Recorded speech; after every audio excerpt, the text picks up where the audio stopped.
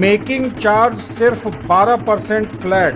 डगरू सेठ jewellers, GM road near radio station, Darbhanga. Offer केवल 15 दिनों के लिए। रोटी शोटी, one step ahead, a multi cushion family restaurant, Rajkumarganj, Darbhanga. अब रूफ टॉप लाउंज भी खास आपके लिए। 12 वर्षों का आपका साथ बनाता है हमारे रिश्तों को खास। Vicky TVS, Bhatiyari Sarai, Darbhanga. FI technology from TVS, eco thrust FI यानी ETFI जो दे 15% ज्यादा mileage. Hero English School, Darbhanga, affiliated to CBSE up to 12th. New admission is going on for class nursery to 9th. Special classes for new students. NEET 2024 के result में omega Darbhanga ने बनाया नया कीर्तिमान। 705 अंक लाने वाली छात्रा के परिणाम से मिथिला गौरवान्वित। नीट 2024 का रिजल्ट मंगलवार देर शाम जारी किया गया। रिजल्ट आते ही लोग ओमेगा स्टडी सेंटर के रिजल्ट को जानने को उत्सुक थे। एक बार पुनः ओमेगा के बच्चों ने सर्वश्रेष्ठ प्रदर्शन करते हुए न सिर्फ संस्थान एवं मिथिला का मान बढ़ाया अपितु एक नया कीर्तिमान बनाया। आलिया हुसैन ने 705 अंक अर्जित कर एक नया इतिहास रच दिया। आपको बताते चलें कि दरभंगा के मिर्जापुर स्थित मेडिकल एवं IIT के प्रसिद्ध कोचिंग संस्थान ओमेगा स्टडी सेंटर लगातार 10वें वर्ष नीट UG मेडिकल में सर्वश्रेष्ठ रिजल्ट देकर अपनी श्रेष्ठता पुनः सिद्ध कर चुका है। वैसे तो संस्थान के 37 से अधिक बच्चों ने 600 से अधिक अंक प्राप्त कर बेहतर रैंक के साथ सफलता हासिल की, लेकिन 17 बच्चों ने तो 650 से अधिक अंक प्राप्त कर वाकई संस्थान की विश्वसनीयता को और बढ़ा दिया है। नीट 2024 में संस्थान ने अभी तक का अपना सर्वश्रेष्ठ, सर्वाधिक और सर्वश्रेष्ठ प्रदर्शन किया है, जो राज्य भर में सर्वश्रेष्ठ है। देश के श्रेष्ठ मेडिकल कॉलेजों में दाखिले का सपना संजोए छात्र छात्राओं ने अपने अथक परिश्रम और अनुभवी शिक्षकों के बेहतरीन मार्गदर्शन के बल पर सफलता हासिल कर अपने सपने को हकीकत में तब्दील कर दिया है। जश्न मनाते हुए पूरे ओमेगा परिवार, बच्चों और अभिभावकों के साथ चेयरमैन सुमन कुमार ठाकुर एवं मैनेजिंग डायरेक्टर सुमित कुमार चौबे ने अपनी जानकारी साझा करते हुए बताया कि संस्थान के 37 से अधिक बच्चों ने उल्लेखनीय सफलता हासिल की है। बेहतरीन प्रदर्शन करने वाले बच्चों में आलिया हुसैन 705 अंक, साकरा 685, सोनल सिंह 675, रूबी गुप्ता 675, रूपेश सिंह 670, सिद्धार्थ सुमन 670, राजू कुमार 670, आस्था रश्मि 662, सारा परवीन 662, मातंगी 658, अविनाश कुमार 657, शिवानी 655, जुवेरिया 654 एवं नीरज अरविंद कुमार सहित 37 छात्र छात्राओं ने 640 अंकों से ज़्यादा हासिल कर अपने संस्थान की श्रेष्ठता को राज्य स्तर पर पुनः साबित किया है। संस्थान के मैनेजिंग डायरेक्टर सुमित कुमार चौबे की अथक मेहनत की चर्चा हर ओर हो रही है।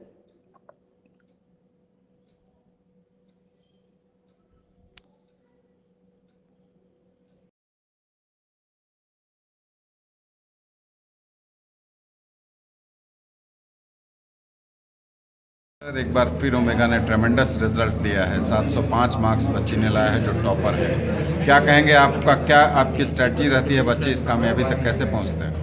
ओमेगा की जो शिक्षक का टीम हमने बनाया हुआ है वो यहाँ पे बच्चों को जो पढ़ाते हैं उसमें पढ़ाने के पीछे का जो इंटेंशन उनका होता है वो ये नहीं है प्रोफेशनल होता है। पर्सनली बच्चों को लेकर दिन रात मेहनत करते हैं उसके साथ। और जैसे जैसे हमारा टीम पुराना होता जा रहा है, हमारा रिजल्ट इम्प्रूव कर रहा है। और इस बार JEE में भी हमारा रिजल्ट अच्छा हुआ था, बिहार का स्टेट टॉपर दिए थे। और नीट में भी हम कह सकते हैं कि बिहार में आलिया बेस्ट रिजल्ट दिया, जो दरभंगा में ही रह करके ओमेगा में पढ़ाई करके हमारे शिक्षक के मार्गदर्शन में रह के इतना बेहतर कर पाई है। और इसमें पेरेंट्स का भी रोल है कि उन्होंने ओमेगा पर भरोसा किया है। सिद्धार्थ, रुपेश जैसे कई सारे बच्चे हैं जो 12वीं के साथ फर्स्ट अटैम्प्ट में नीट निकाल लिए हैं, जो 9-10 से बच्चे यहाँ पढ़ रहे हैं। सबसे इम्पोर्टेंट है हमारे शिक्षक जो भाई के साथ हमारे साथ खड़े रहते हैं, उनका सबसे बड़ा रोल है। अगर वो नहीं होंगे तो रिजल्ट नहीं होगा। और मिथिला के धरती पे बहुत सारे मिथिला के भी शिक्षक हैं जिनको हम बाहर से यहाँ पे जोड़े हैं, जो आए हुए 5 साल 6 साल उनका हो गया है। जैसे शशि सर हैं, रुपेश सर हैं, RK भाई सर हैं। इसी तरह केमिस्ट्री में भी हमारे पास बहुत मजबूत फैकल्टी का टीम है। GKS सर हैं, NKS सर हैं, AP सर हैं, बच्चों ने बताया है इसके बारे में। और मैनेजमेंट का हमारा जो जितने भी लोग मैनेजमेंट टीम के पास है ओमेगा में, वो जब से ओमेगा है तब से है। कामयाब हुई है, कैसा महसूस कर रही हैं, कैसा लग रहा है? बहुत अच्छा महसूस कर रही हूँ। शुरू से कैसी रही है पढ़ने में ये? बहुत ही अच्छी रही है, शुरू से ही इसका जो है सब परफॉर्मेंस अच्छा रहा। ओमेगा में जिस भरोसे से आपने दिया, आज क्या कहेंगे? बहुत ही अच्छा मिला हम लोगों को उसमें। सिद्धार्थ, आपको कामयाबी मिली है, किनको देंगे क्रेडिट और कैसा महसूस कर रहे हैं? सभी को क्रेडिट देना चाहेंगे, मेरे पेरेंट्स, मेरी माँ, पापा, मौसा जी, मेरे sir, Sumit sir, Shashi sir, Roshan sir, सबका योगदान है, किसी एक इंडिविजुअल का योगदान है। कैसे पढ़ाई करते थे आप, कैसे इस कामयाबी तक पहुँचे? नॉर्मल पढ़ाई करते थे, सब कुछ अलग नहीं करते थे, जो सर लोग बोलते थे वही क्या करते थे। मेरा स्टडी आवर थोड़ा कम था, 8-9 घंटा ही था, पर उतना ही नहीं जितना सर लोग बोलते थे उतना किया। कौन सी आपने पहली दफ़ा पहले ही प्रयास में कामयाबी हासिल की है। ऐसे बच्चों के लिए क्या कहेंगे जो इस तरह से कामयाब होना चाहते हैं? ट्रेनिंग में निकलना ज़्यादा आसान है, बस जो टीचर बोलते हैं वो करना है और ज़्यादा सोचना नहीं है कि ये नहीं आता है, नहीं आता। जो टीचर बोलेंगे वो धीरे धीरे सब हो जाता है। कामयाब हुआ है, माँ का योगदान बहुत होता है, आप कैसा महसूस कर रही हैं? बहुत गर्व हो रहा है। शुरू से कैसा रहा है पढ़ने में? बहुत मेहनती बच्चा है और सुमित सर के संरक्षण में ये यहाँ तक आज पहुँच पाया। नीट में शानदार कामयाबी आपने हासिल की है, 705 मार्क्स लाया है आपने, आपको बधाई। कैसे ये कामयाबी मिली, कितने घंटे की मेहनत, क्या स्ट्रेटजी रही आपकी? सबसे पहले थैंक यू कॉन्ग्रेचुलेट करने के लिए। और इसमें मेरी अकेले की मेहनत नहीं थी, सारे टीचर्स थे, सारी फैकल्टीज़ थी, उन्होंने हमेशा हमें बहुत अच्छी एजुकेशन दी और साथ में हमारे डाउट्स भी काफ़ी अच्छे से क्लियर होते थे।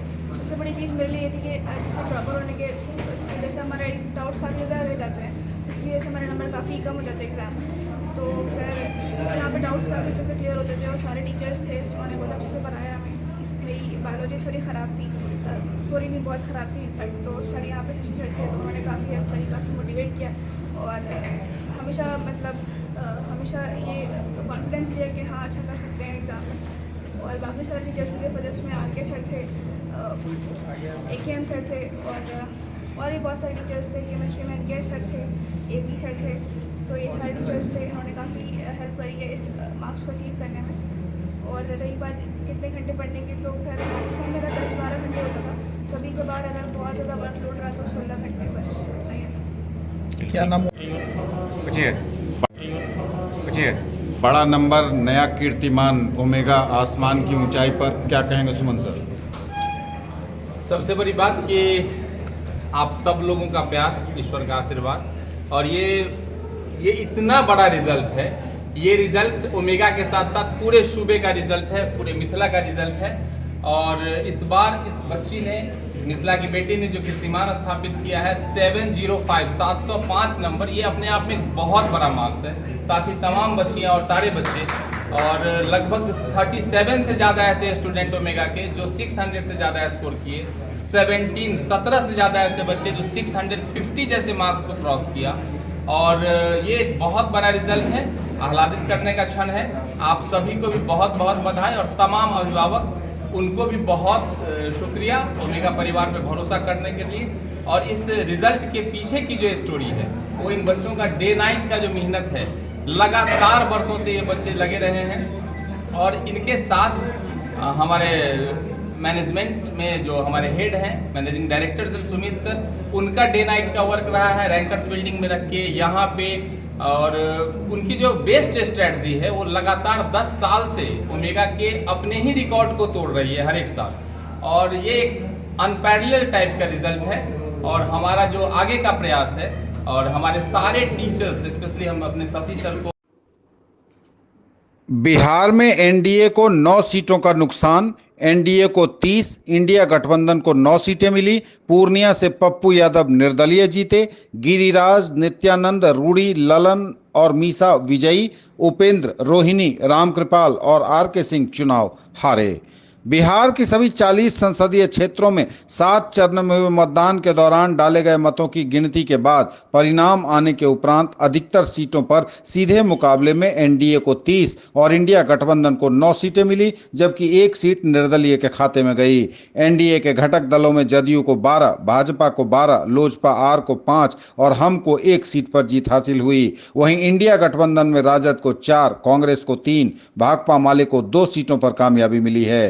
पूर्णिया सीट पर निर्दलीय राजेश रंजन और पप्पू यादव ने अपना परचम लहराया है। इस बार एनडीए को 9 सीटों का नुकसान हुआ है। पिछले चुनाव में एनडीए ने 39 सीटों पर जीत हासिल की थी। जदयू को 4 और भाजपा को 5 सीटों का नुकसान हुआ है। जदयू को किशनगंज, कटिहार, पूर्णिया और जहानाबाद में हार मिली है, जबकि भाजपा को पाटलिपुत्र, आरा, बक्सर, औरंगाबाद एवं सासाराम सुरक्षित सीटों पर हार का सामना करना पड़ा है। एनडीए के घटक लोजपा आर ने अपनी सभी 5 सीटों पर जीत दर्ज कराई है।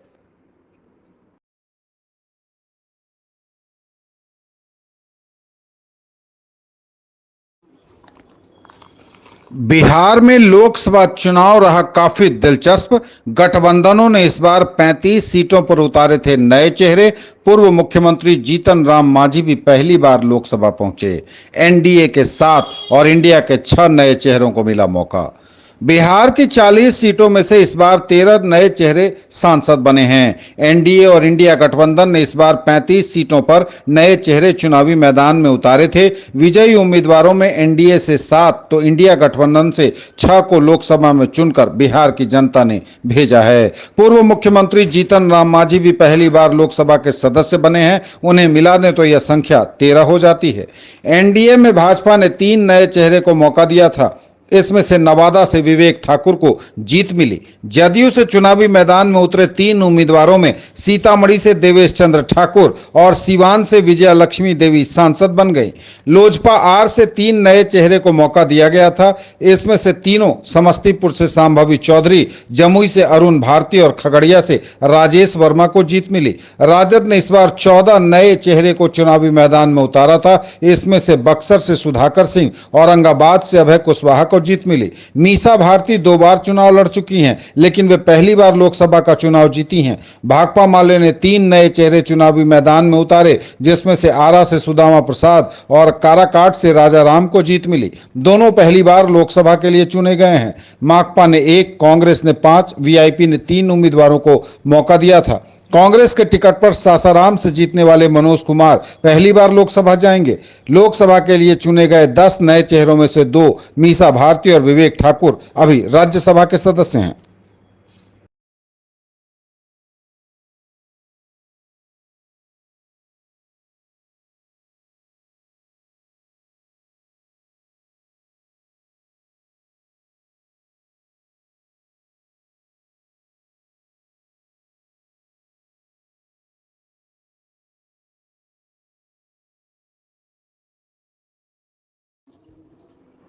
जिला निर्वाचन पदाधिकारी सह जिलाधिकारी दरभंगा राजीव रोशन ने 18वीं लोकसभा आम निर्वाचन 2024 को निष्पक्ष, स्वच्छ, पारदर्शी एवं सहभागितापूर्ण वातावरण में संपन्न कराने पर सभी अधिकारियों, कर्मियों, मीडिया एवं जिलेवासियों के प्रति आभार जताया।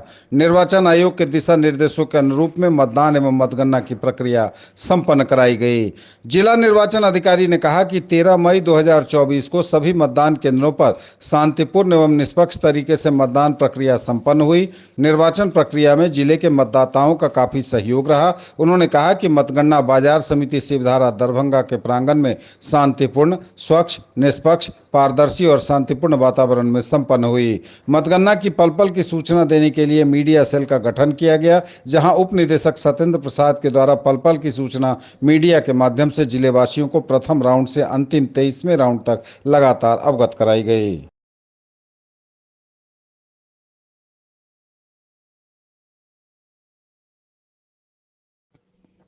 पूर्णिया लोकसभा सीट पर पप्पू यादव की जीत पर जाप के पूर्व जिलाध्यक्ष सह पार्षद डॉक्टर मुन्ना खान ने कहा, एक अकेला सब पर भारी, असली बिहारी पप्पू यादव।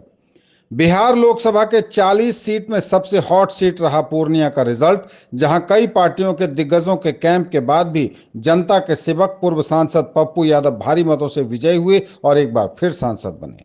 यह जश्न सिर्फ पूर्णिया में नहीं मनाया जा रहा बल्कि पूरे बिहार में मन रहा है।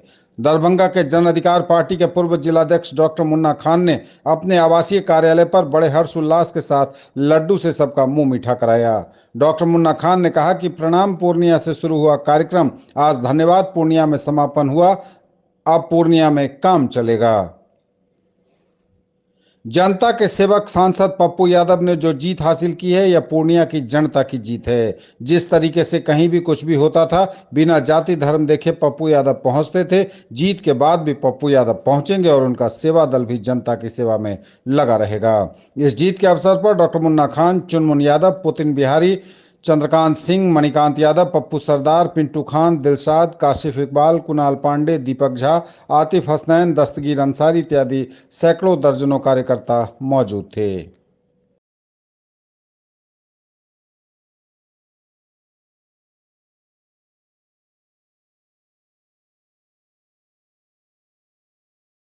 सबसे पहले तो मैं तमाम पत्रकार महोदय का धन्यवाद व्यक्त करता हूँ कि लगातार उन्होंने पप्पू यादव के हर काम को दिखाया और आज जिसका नतीजा है कि पप्पू यादव को जीत हासिल हुई।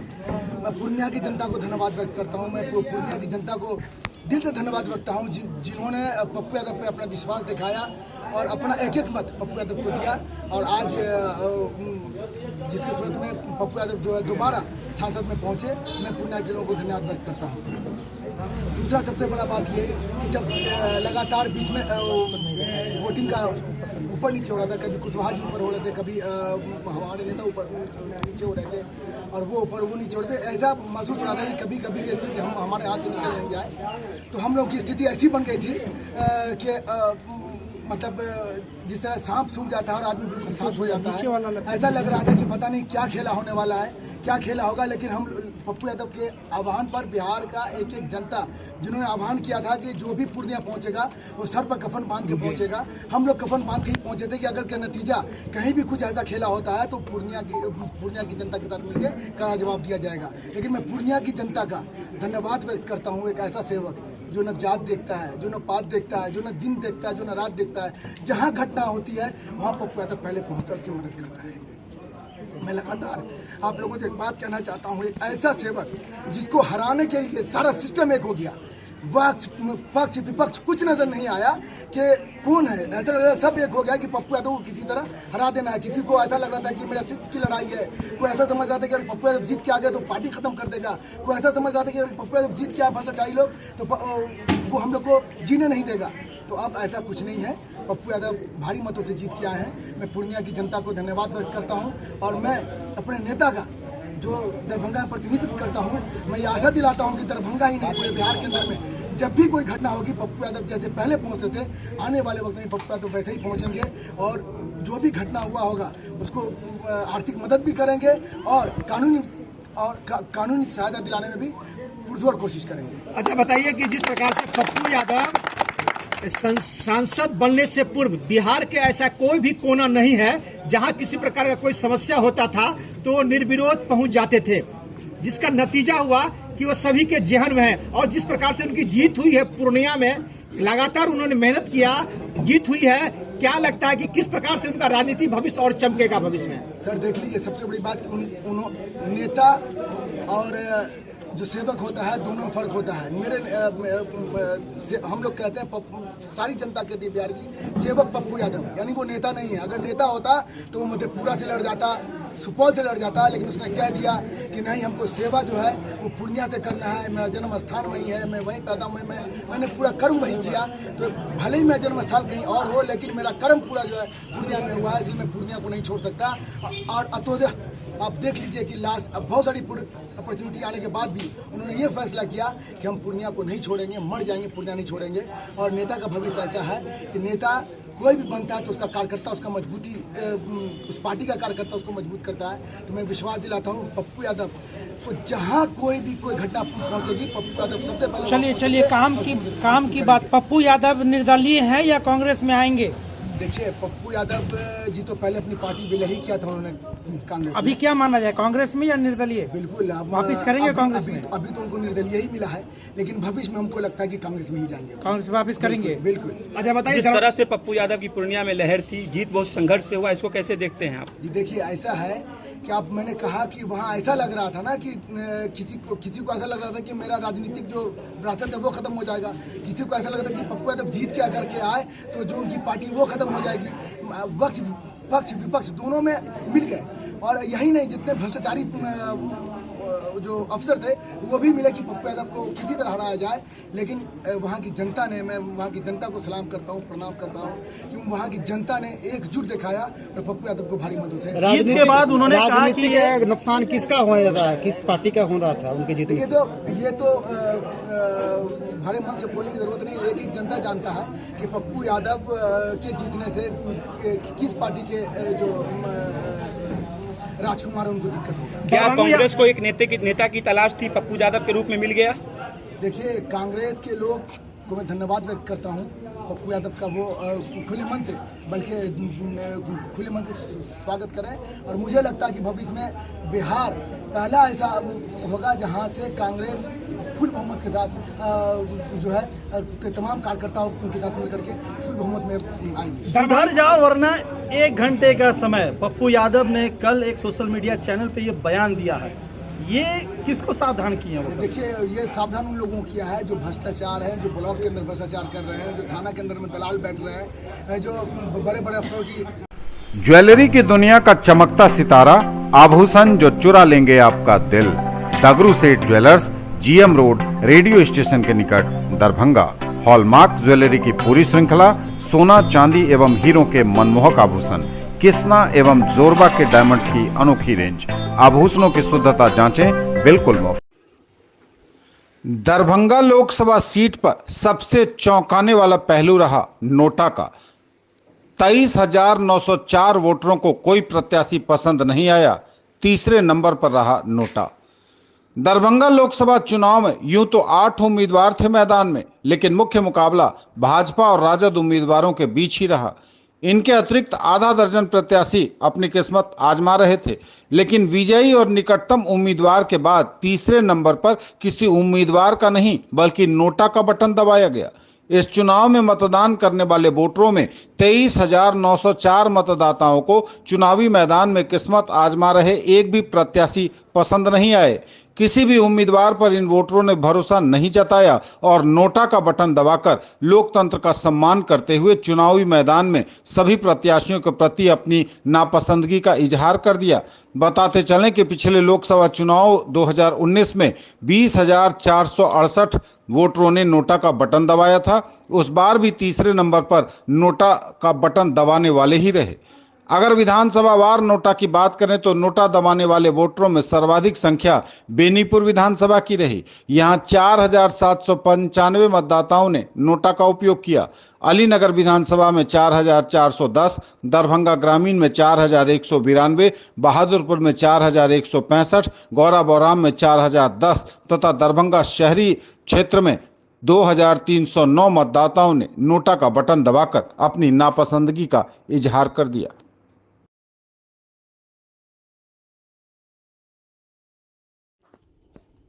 द वे के द्वारा पहली बार मिथिला में महिला सशक्तिकरण के ऊपर विमेन इन सक्सेस कार्यक्रम का आयोजन होगा। इस अनूठे कार्यक्रम के जरिए महिलाओं में उद्योग और माइंडसेट की बात होगी।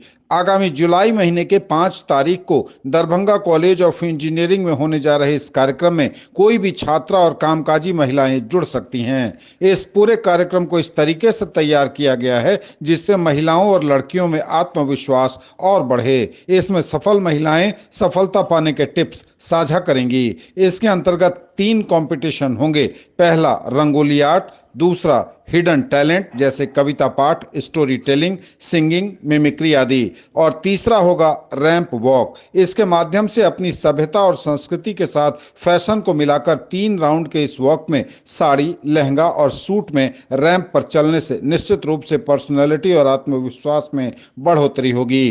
कैरियर में भी लाभ पहुंचाने वाला यह साबित होगा। मुफ्त में ऑनलाइन माध्यम से इसमें शामिल हुआ जा सकता गया है। 3 college Darbhanga college of engineering, WIT Darbhanga, IBM बेला दरभंगा की सहभागिता आ चुकी है और संस्थान भी लगातार जुड़ रहे हैं। इसमें सहयोग कर रहे हैं Tejasvi Suzuki, Ashutosh Dwivedi, Saint Teresa memorial convent, furniture village and interior, mount Litera Zee school, Saint Xavier's academy, crown gels, Nutan medicos, बेनाम और उपकारी। साथ ही इसमें डिजिटल मीडिया पार्टनर है आपका अपना channel news today Darbhanga.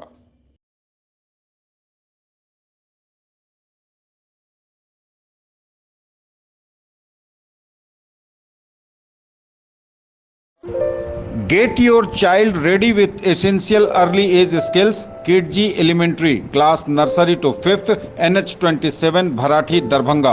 Corporate Office, Rose the Medicity and IVF Center, Diggi West, Darbhanga. Safe and eco-green environment, big playground, different activities for all-round development of your children. Hurry up, admission open. Preschool is KidG, nurturing Gen Next. 39 years of service. Build your child's future here. Don Bosco School, BB Pakar, Darbhanga, affiliated to CBSE New Delhi up to 10+2 level. Dedicated team of highly experienced teachers for all-round development of your children. Secured and disciplined environment, transport facilities available. Hurry up, admission open and admissions are free. पर्यावरण संतुलन के लिए वृक्षारोपण को बढ़ावा देना होगा, बोले प्रोफेसर मुश्ताक अहमद। विश्व पर्यावरण दिवस पर CM कॉलेज दरभंगा में हुआ वृक्षारोपण। इस समय हमारे अपने देश भारत में ही नहीं बल्कि पूरी दुनिया में गर्मी की प्रचंडता ने मानव जीवन को कठिन बना दिया है और जानवरों के लिए भी तरह तरह की समस्याएं उत्पन्न हो रही हैं। जंगलों में आग लगने की घटनाएं बढ़ रही हैं और इसका एकमात्र कारण है कि पर्यावरण असंतुलित हो गया है। ये विचार CM कॉलेज दरभंगा के प्रधानाचार्य प्रोफेसर मुश्ताक अहमद ने व्यक्त किए। प्रोफेसर अहमद कॉलेज परिसर में NCC इकाई द्वारा आयोजित विश्व पर्यावरण दिवस के अवसर पर पौधारोपण करने के बाद बोल रहे थे। उन्होंने कहा कि हर साल कॉलेज परिसर में जहां भी और कॉलेज की जमीन भी है वहां पौधे लगाए जाते हैं, जिसके परिणाम स्वरूप हमारा कॉलेज परिसर हरा भरा रहता है, हर जगह पेड़ दिखाई दे रहे हैं। उन्होंने कहा कि पर्यावरण संतुलन के लिए वृक्षारोपण को बढ़ावा देना जरूरी है क्योंकि पेड़ हमारे लिए जीवनदायी हैं। जहां हरे भरे पौधे होते हैं वहां स्वच्छ और पारदर्शी ऑक्सीजन उपलब्ध होती है और ये मानव जीवन को ऊर्जा प्रदान करते हैं। उन्होंने कहा कि हमारे महाविद्यालय के NCC एवं NSS संवर्ग के छात्र छात्राएं बधाई के पात्र हैं कि वे वृक्षारोपण के प्रति गंभीर हैं। हमारे NCC अधिकारी शैलेंद्र श्रीवास्तव हर वर्ष इस विशेष अवसर पर वृक्षारोपण का आयोजन।